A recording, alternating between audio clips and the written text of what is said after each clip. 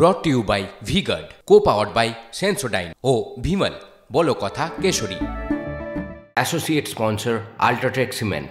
আচ্ছা, করোনাকালের স্মৃতি নিশ্চয়ই আপনাদের মনে এখনো টাটকা। একটা রোগ যে কি ভয়াবহ আকার নিতে পারে তা আপনি সবাই হাড়ে হাড়ে টের পেয়েছিলাম। বঙ্গে আবার আতঙ্ক, এবার আতঙ্কের নতুন নাম বার্ড ফ্লু। বাংলা যোগে দ্বিতীয় বার্ড ফ্লু আক্রান্তের হদিশ মিলল। 2.5 বছরে ভারতীয় বংশোদ্ভূত শিশুর পর এবার আক্রান্ত 4 বছরের আরেক শিশু। ওই শিশু উত্তরবঙ্গের বাসিন্দা। 2.5 বছরের শিশু কলকাতার।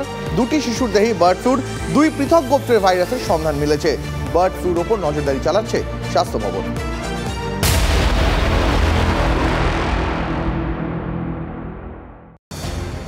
2019-এর পর 2024 মানব দেহে বার্ড ফ্লু ভাইরাসের হদিশ মিলল।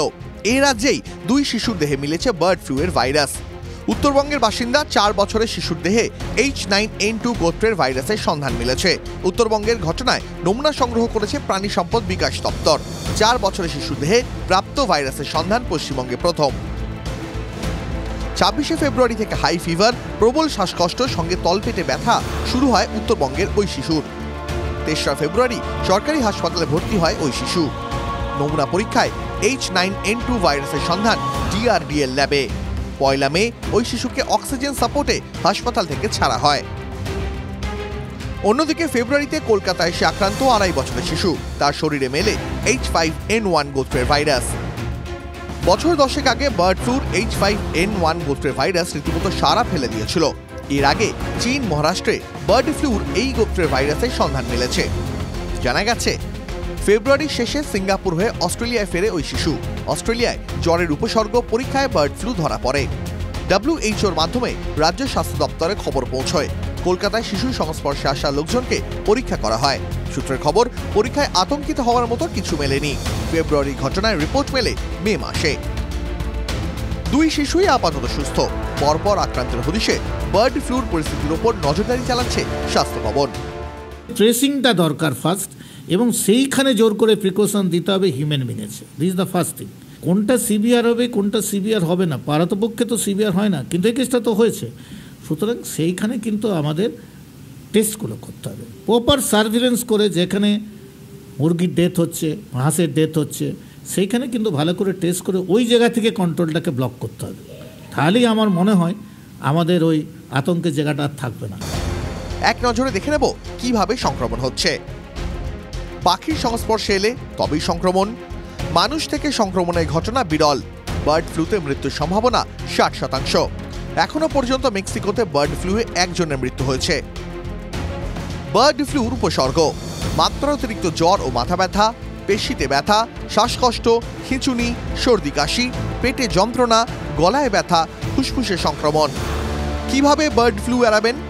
আক্রান্ত পাখি, হাঁস, মুরগির কাছে যাবেন না। মাংস বা ডিম খেলে ভালো করে রান্না করতে হবে। রান্না করা এবং কাঁচা মাংস আলাদা আলাদা জায়গায় সংরক্ষণ করতে হবে। হাত ধোয়ার পর খেতে হবে। যেভাবে আমরা রান্না করে খাই সেখানে কিন্তু ভাইরাস চলে আসার সম্ভাবনা নেই। ফুটিয়ে 100 ডিগ্রিতেই খাই, সুতরাং অসুবিধার কিছু থাকবে না। শিক কাবাব বা অন্য ক্ষেত্রে যেখানে সমস্তটা পুড়লো না, সমস্ত ডিগ্রি মানে তাপমাত্রা সমস্ত 100 ডিগ্রি পৌঁছলো না, সেখানে কিছুটা সম্ভাবনা থাকলেও থাকতে পারে। নাড়াঘাটার জন্য, মলমূত্র নাড়াঘাটার জন্য, পাখি পালক নাড়াঘাটার জন্য, মানে অত্যন্ত কাছে থেকে যেটা হয় সেটা হচ্ছে দূরত্ব কম থাকার জন্য, সেটার জন্য কিন্তু ন্যাজাল ক্যাভিটি মানে রেসপিরেটরি সিস্টেমের মাধ্যমে ঢুকে পড়তে পারে ভাইরাস। আতঙ্কিত না হয়ে সতর্ক থাকার পরামর্শ চিকিৎসকদের। মানুষের পাশে TV9 Bangla. Sourav Dutta report, TV9 Bangla.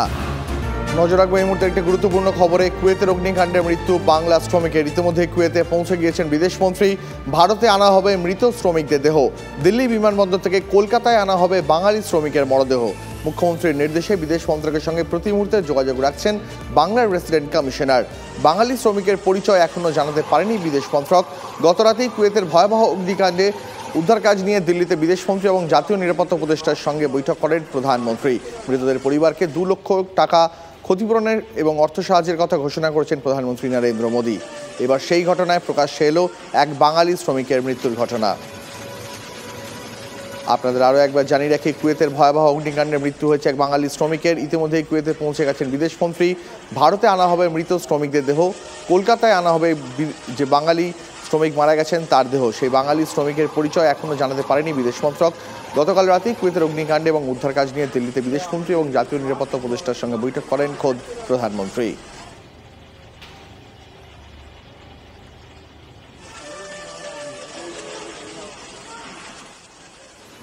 मैं समझता हूँ कि वहाँ पर जो मदद पहुँचाई जा सकती है वो फ़ौरन पहुँचाई जाएगी, लेकिन ऐसे मौके पर सरकार का भी एक दायित्व बन जाता है कि सरकार अपनी तरफ से जो कुछ कर सकती है वो करे, और इसमें सारी ही विपक्षी पार्टियाँ वो भी पूरी सहमति और जल्द से जल्द सरकार कुछ कदम उठाए, और जो कदम उठाए हैं और वहाँ से जो भी सूचनाएं आती हैं उनको यहाँ पर आवाम को, जनता को पहुँचाएं, ताकि कुछ लोगों को यहाँ थोड़ी सी हिम्मत बढ़ सके और थोड़ी सी राहत मिल सके। Brought to you by V-Guard, co-powered by Sensodyne ओ विमल, बोलो कथा केशरी। Associate sponsor UltraTech cement.